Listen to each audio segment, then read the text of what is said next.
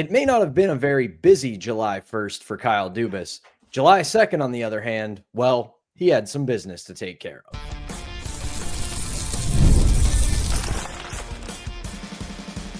You're Locked On Penguins, your daily podcast on the Pittsburgh Penguins, part of the Locked On Podcast Network, your team every day.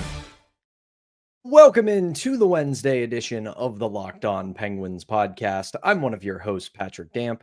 You can follow me across all social media platforms at synonym for wet. Joined as always by the one and only Hunter Hodes. You can follow him on Twitter at Hunter Hodes. You can give our show's account a follow at LO_Penguins. And of course, once again, don't forget you can follow us on Instagram at LockedOn_Penguins. Of course, we appreciate you making us part of your daily routine because we're your team every day.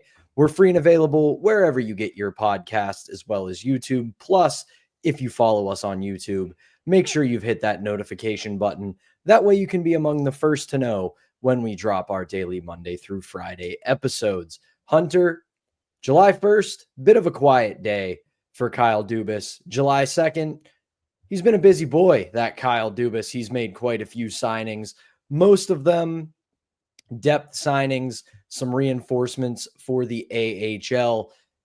And let's start with the biggest one, which is somebody who I imagine we're going to see at the NHL level for most of the season, and that is Anthony Mantha, signed to a 1-year, $2.5 million deal with reportedly $2 million in bonuses added to the contract. So it could potentially be a $4.5 million deal. Spent last season with the Flames, only played 13 games due to knee surgery, and he actually did pretty well in those 13 games, 4 goals, 3 assists, 7 points. He spent time with the Capitals, the Golden Knights, the Red Wings. He was drafted and he wasn't drafted. He broke into the NHL in the 15-16 season. He has hit the 20-goal mark 3 different times in his career, most recently in 23-24. This is essentially another piece, just like last year with Anthony Beauvillier. If he plays well, come the trade deadline, you've got yourself a nice movable asset. That was exactly how I described it this morning when I wrote that piece up for the Hockey News. Anthony Mantha is this year's version of Anthony Beauvillier, and if he produces a little bit better than Beauvillier, I think the Penguins could get potentially a better return back than a second-round pick. I didn't expect a second-round pick back for Beauvillier. The seller's market was kind of nuts this past year, but say Mantha goes out there, scores 15, 20 goals, and then gets flipped, you could ask for a little bit more than a second-round pick in return. And you look at those bonuses, Pat, per Puckpedia, he'll get $250,000 for each 10 games, and then that will be up to $2 million max at 80 games played for this year. So there you go for the bonus structure and that situation. But $2.5 million in salary, slam dunk deal for me. This is someone that you can play in your top 9. I would expect Lemieux to experiment with him with either Evgeni Malkin or Sidney Crosby. Really doesn't matter which one you put him with. The Penguins were kind of doing both with Beauvillier last year before they kind of settled in on Crosby playing a lot of minutes with Beauvillier. But I think they're going to give him those type of matchups in the top 6. You can also put him again on the third line if you want to. And if he goes out there and scores 15, 20 goals, also plays on your second power play, boom, you'll have an exact situation like we had this past year with Anthony Beauvillier. I really like this move from Kyle Dubas. I do as well. The thing I wanted to kind of bring up about the Mantha deal is I saw this take a couple different times from people, and that's it doesn't really fit with what the Penguins are trying to do. And I'm going to have to push back on that because it does, in a realm, fit with what they're trying to do. Yes, he is 30 years old. It's definitely not the youth movement that Kyle Dubas has spoken about. Obviously, we talked about the coaching staff at length in multiple episodes and how there's a big emphasis on development. So that means there's going to be a lot of focus on the young players, the prospects, and bringing in those second chance guys who are in their early to mid 20s. But you kind of also have to remember that part of this rebuild is going to be for the next year or two, maybe even 3 if it gets to that point, you're going to see these guys in their late 20s and even early 30s that they sign to 1 or 2 year deals for not a lot of money. And the express goal of signing that player isn't to keep him. It isn't so he can help you win. It's so he can get an increased role on a roster where in around the rest of the league, or especially with contenders, they probably wouldn't get that kind of role. They probably wouldn't be given that time, that ice time. Here in Pittsburgh, you're going to get your Anthony Manthas. You're going to get your Anthony Beauvilliers, who on the surface, you're going to look at that signing and scratch your head. And then you realize, okay, they're going to give this guy middle 6, maybe even top 6 minutes. They're going to let him cook, and hopefully he takes advantage of those minutes. And when you get to February and March, and teams are going to need to complement rosters when they're getting ready for a playoff run, you're able to extract maybe a B or C level prospect out of them, or some kind of a draft pick return, and that aids in your rebuild. So while I understand that on the surface, this doesn't look like it fits with what the Penguins are trying to do, if you only sign 1 or 2 of these guys and not 3, 4, 5 of them, this absolutely fits with what they're trying to do. 100%. And you go back to his last full season in the league, 23-24, before he had his torn ACL this past season, where he only played in 13 games for the Flames, 4 goals, 7 points during that time. He spent most of the 23-24 season with the Capitals.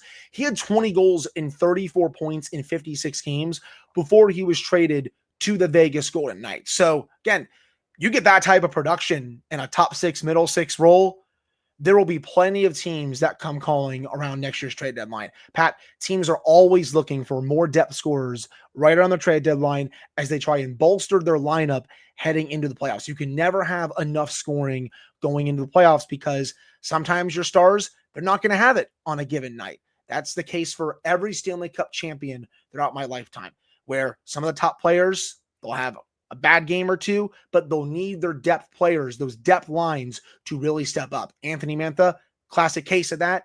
Teams will be coming and calling for him, just like they did for Beauvillier this past year. So of the signings that were announced today for the Penguins, that one is by far the one I'm most excited about. You have Phil Kemp to a 2-year contract. I think he's kind of going to be a tweener. He'll get some AHL minutes. Raphael Harvey Pinard, that one is interesting to me when you look at some of the numbers for him throughout his career. His best season came in 22-23 with the Canadiens, 14 goals, 20 points in only 34 games, though I will stress to everyone, he shot 24% for the Canadiens that year. So that's not going to be sustainable for the Penguins going into this year, but he's also a potential solid depth option. But we're going to discuss this coming up here in the second segment. All of a sudden, they have a surplus of forwards, and they have a lot of young guys that are pushing for full-time roster spots going into this season. Pat, I think we could be getting some trades here fairly soon.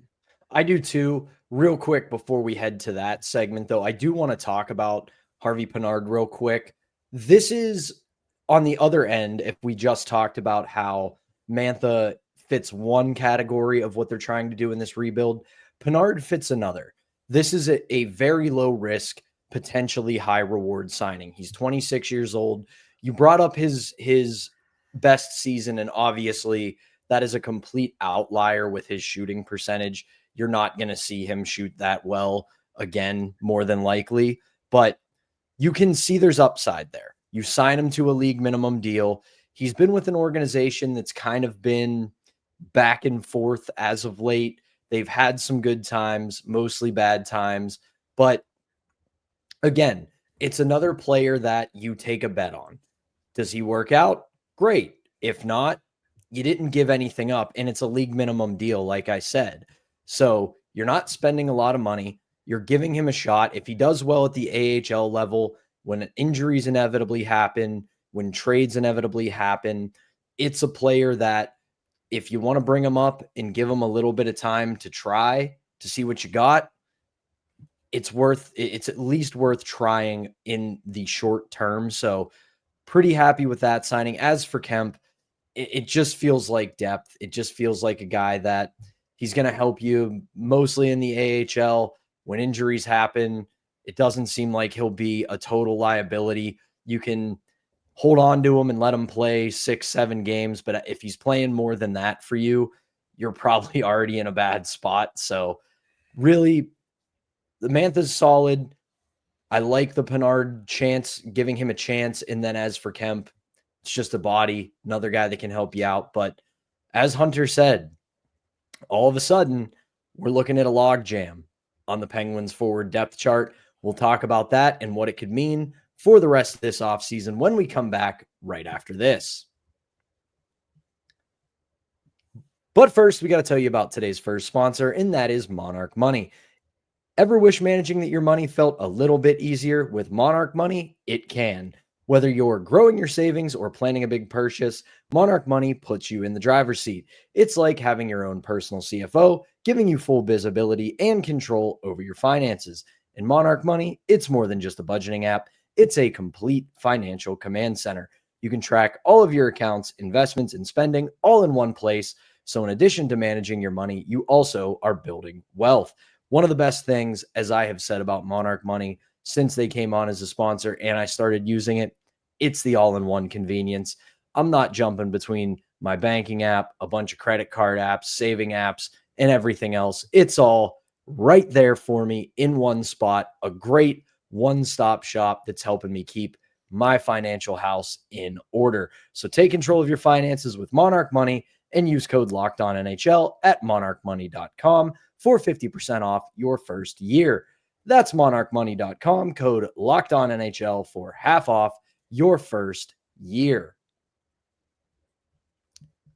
We're back here on the Wednesday edition of Locked On Penguins. I'm Patrick Damp, right alongside Hunter Hodes. It's a Wednesday, so you know that I've put a little bit of gel in my hair today, and there's Hunter Hodes with a vintage Pittsburgh Steelers hat. If you're watching us on YouTube, absolutely beautiful. So that's how you know it's a Wednesday. But let's get into this, Hunter. We just talked about all the signings that they have made over the past couple of days. And if you go to Puckpedia, this only tells you half the story. Right now, you look at their breakdown, there's 14 forwards on the NHL roster. And that's a little bit of a logjam. And we know this much. The Penguins are eventually going to have to make a move now because they've got the logjam, but also because they have got a ton of leverage.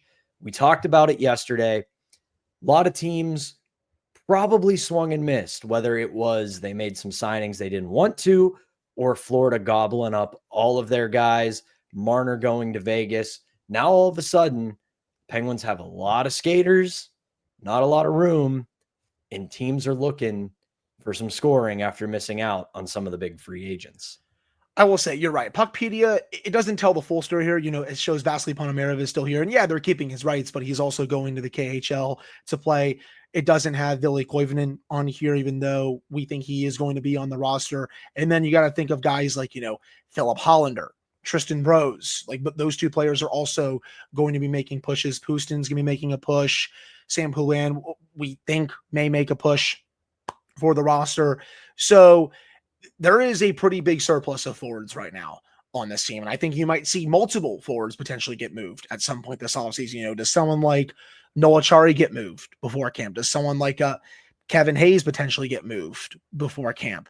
Does someone like Brian Rust or Rickard Raquel get moved before camp? I mean, they also could get moved during the season if they take both to camp, but there's still a chance that one or both of them could be gone before camp and the preseason starts. So there's quite a few forwards here that are going to be jockeying for some roster spots during camp and the preseason. You know, I said last year that camp was going to be really competitive, and it was. I think this year's camp might be even more competitive right now, especially because, again, it's only July 2nd, Pat. You know, we're still kind of in the early beginning days of the offseason. It really got into high gear right around the NHL draft.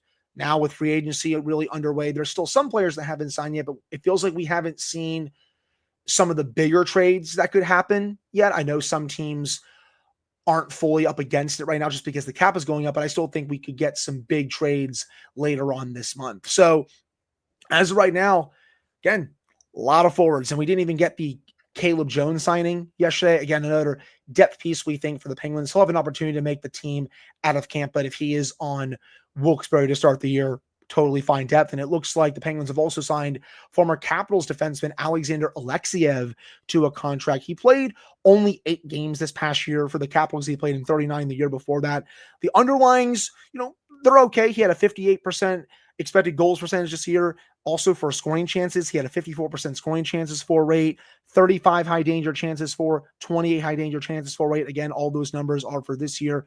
Only 8 games, small sample, but he is someone that if he has a camp, I could see him maybe getting a, number 7 job on the left side, maybe number 6. We know that Parker Weatherspoon is going to be on this team eating up second or probably third pairing minutes.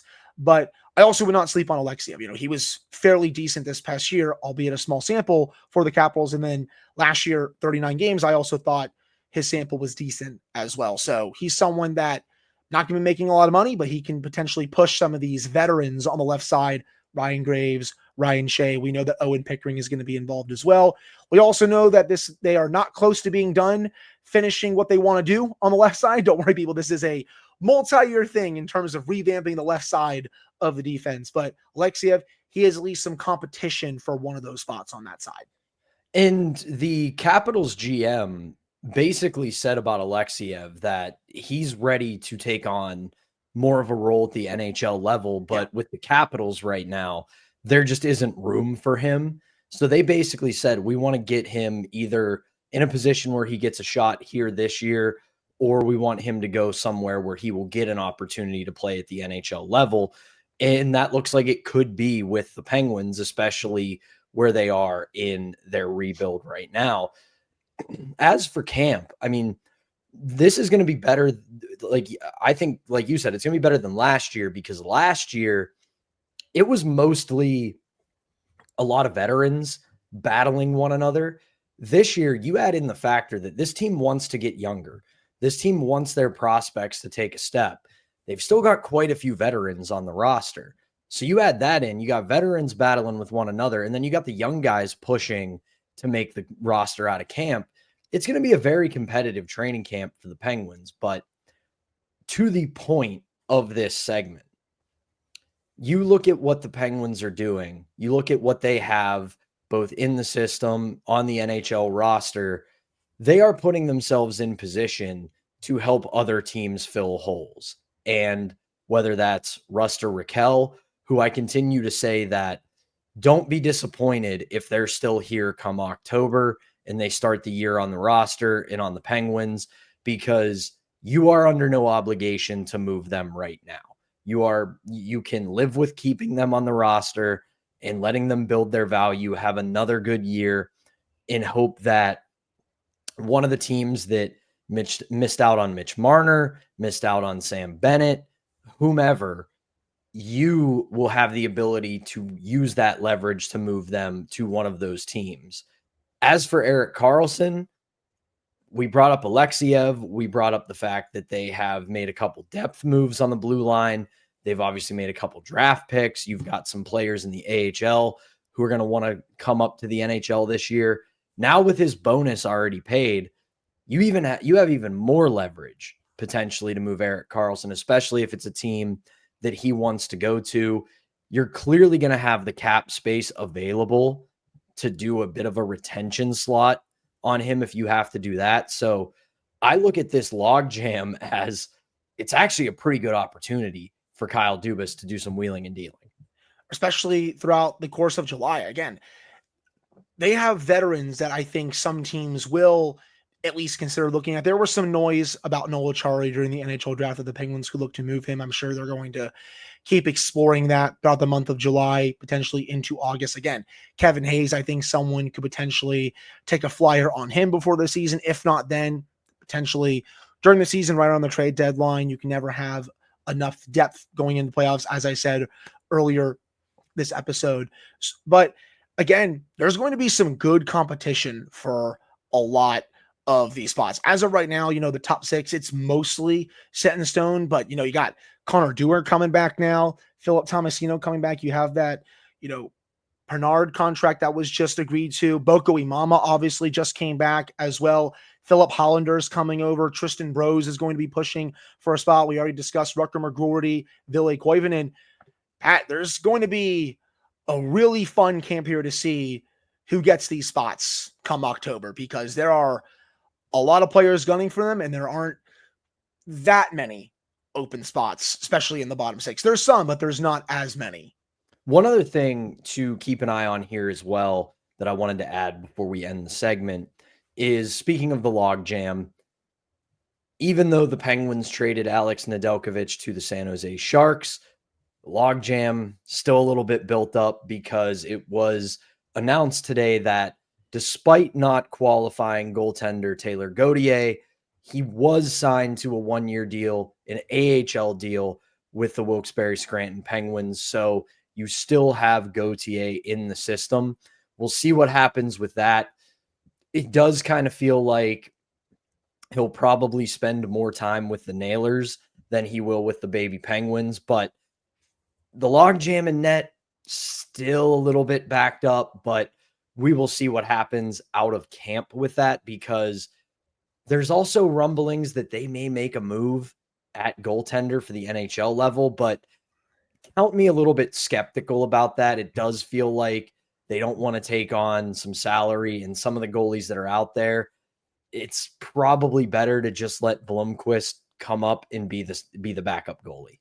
Yeah, I'm in 100% agreement with you on that. I don't really think there's a reason to bring in another veteran. The free agent goalie market this year was really bad. You already saw the John Gibson trade. There's not too many other goalies out there right now that are available for trade anyway, and I'm not really too interested in spending assets to go get another goalie to add to the system after you just freed up a little bit of that logjam on Tuesday with the Ned trade. So if I were the Penguins, I would just roll with these two going into the season, Jari and Blomqvist. Again, I know people are going to be upset that Jari is still here.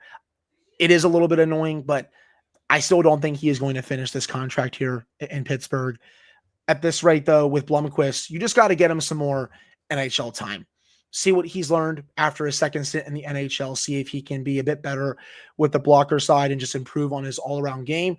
And then below Blomqvist, you can ride a Murashov-Larson pairing in Wilkes-Barre. Maybe make Murashov the 1A there. Larson could be the 1B.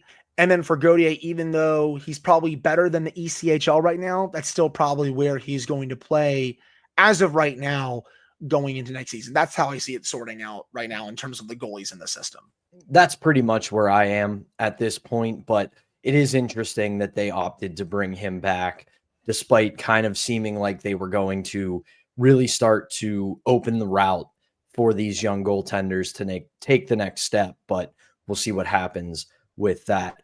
That is going to do it for our middle segment. When we come back, something that kind of slid under the radar amid the draft as well as free agency. Maybe this isn't going to be Evgeni Malkin's final season. We'll talk about that when we come back right after this.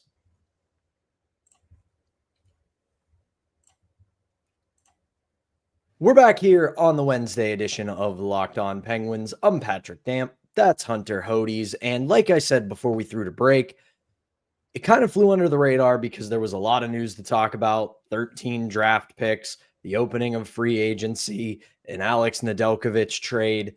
And Kyle Dubas was asked about Evgeni Malkin and if this upcoming season will be his last, and if there's been any decision made on Evgeni Malkin's future. And his answer was 2 letters in 1 word: no. So people will hear that and think, oh my God, they're going to let Evgeni Malkin leave. He's going to go play somewhere else. It's not the case. He clarified it after laughing and saying no, saying, I talked to Gino at the end of last year. I get it. It's the last year of his contract, and it has been a topic of discussion. We'll meet at the Olympic break this year, and see where Gino is at. And we'll meet at the end of the year. It's strange. He'll be 39 at the end of July, still playing at a very high level for that age. Means a great deal to the community. Our focus now is on treating him right, pushing him to continue to be at his best this year, and do right by him by continuing to communicate with him where he stands. We're all of the mindset that this is going to be his swan song. But I have brought up this possibility multiple times on the show. If he has an above average year, finds a little bit of a form, I can see a world where he comes back. Now, if it's similar to last year and he wants to retire, not going to fault him for that either. But realistically, you got to see how he does this year and go from there. Right. I mean, I have felt that it's probably his last year, but it felt like when that report came out before Dubas talked about it, it was maybe a little bit premature just because the season hasn't even started yet. We haven't even gotten to camp. We got to see how his legs are feeling, how his overall health is, how he's producing. And then, we'll go off that. If he's having a better than expected year, then by all means, let's see if he goes out there, signs another, 1-year contract, for example, because Sid only has 1 year left on his contract after this upcoming season. He has 2 years left overall in this extension, but after this upcoming season, he will have 1 year left. If Gino were to re-up, him and Sid would go out together going into 2027, 2028, where they would both be free agents. Of course, Gino expected to be a free agent in 26, 27. But again, I just did a little bit of elementary school math right there for everyone. But I had the same take a couple weeks ago when we talked about that report from Josh. I just think it's a little early. Like if I had to make a guess, sure, probably it's going to be his last season. But in terms of 100% accuracy, I still think it's a little bit early. Let's just see how this upcoming season goes, because I am excited to see what he can do with better wingers. I think this upcoming season has the potential for him to have some really talented wingers around him, whether that's Ville Koivunen. They played really well together down the stretch, whether that's someone like an Anthony Mantha. Brian Russ could potentially be on that line if he's not hogged up by Sid. Ricard Raquel could be on that line if he's also not hogged up by Sid. So he will have some fairly good line mates around him, and I also think that could really help him this upcoming season as well. So in terms of 100% accuracy, let's just see how the season goes, people. Yeah.